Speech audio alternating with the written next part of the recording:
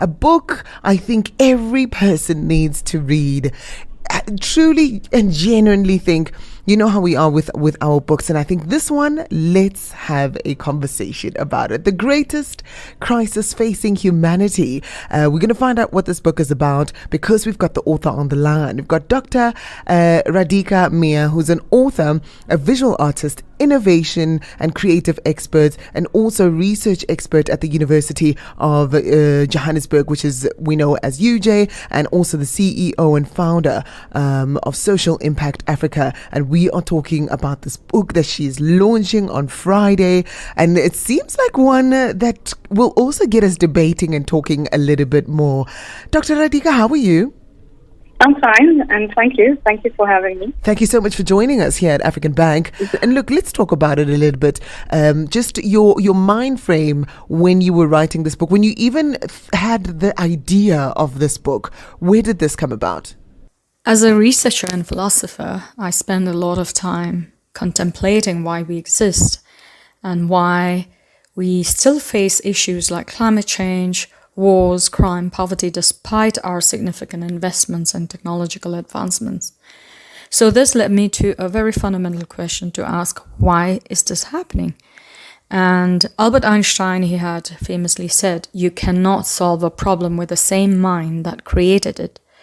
Now this highlights that the problem, it lies in our mindset, in our thinking.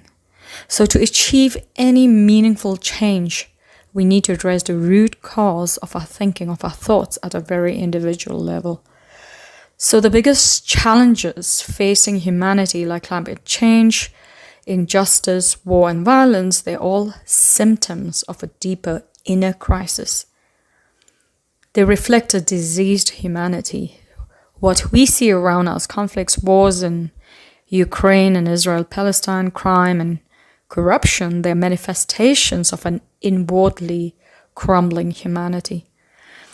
So the most significant crisis we face is that many of our thoughts and our thinking patterns, they are actually rooted in fear. So it is with this fearful mindset that we are attempting to solve our problems. So to make true progress, we need to transform our thinking from a place of fear to one of understanding and compassion.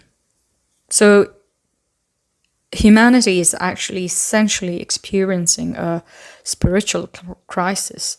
So until we resolve this deep crisis, we cannot evolve as a species or even effectively address the challenges of the 21st century. I'm also quite curious, the context in which we are, that you had based this book. Is it a global context or specifically in a South African context? So the book is based within a very global context. The problems that we are facing, such as climate change, violence, crime, they're fundamentally human problems. We are all interconnected, our systems are interdependent, and these challenges are what we call wicked problems.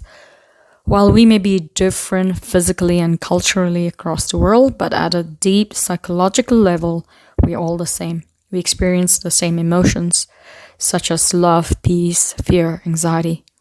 So we have been conditioned by our own beliefs and the beliefs imposed on us culturally. Yet at a psychological level, we all share the same emotions. What is it did this book teach you about you, your writing capabilities, but also just you as a critical thinker, and even let's put it together, even as a visual artist, as an author? Surely every book that you write or every single research that you do sort of takes an element of you and teaches you about you. Yeah, the journey of writing, it has always been a very healing and a very transformative process for me. Whatever I write, even if it's writing blogs or writing even academic articles sometime. So this particular book, it has taught me about the importance of letting go. So as I was writing, I was becoming aware of the emotions and fears that I was holding on to, not just actually psychologically, but also physically in my body. So the act of writing, it brought about these feelings to the surface, allowed me to process them and to then release them. Now, not many people are aware that our emotions can be trapped in the body. actually. And yes, it has been well established now that our emotions, they affect not only our minds and our actions and behaviors, but they also affect our bodies. Your book also emphasizes on an inner path, right, as a Yes. solution. Let's maybe even lay that on the table. Yes, that is the solution that I offer in the book, and I propose to address the crisis of our times. That is how, an inner path. So first, we must understand that we cannot change society without fundamentally changing who we are at a psychological level. So this highlights the deep connection between individual or self-transformation and societal change.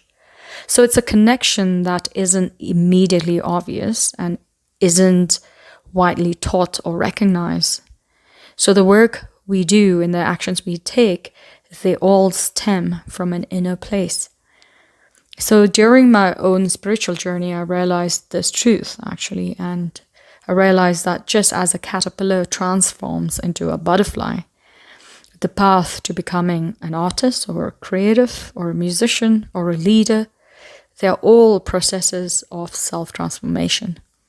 So leaders and teachers, for example, right, they must have done the difficult inner work before they can effectively lead or teach others. So true and lasting change in the world, it starts from within each person. Now, society is a reflection of the individuals who compose it. Therefore, the problems that we see in society, whether it's issues of injustice, conflict, environmental degradation, they are all manifestations of the collective inner states of the individuals or the people who compose that society.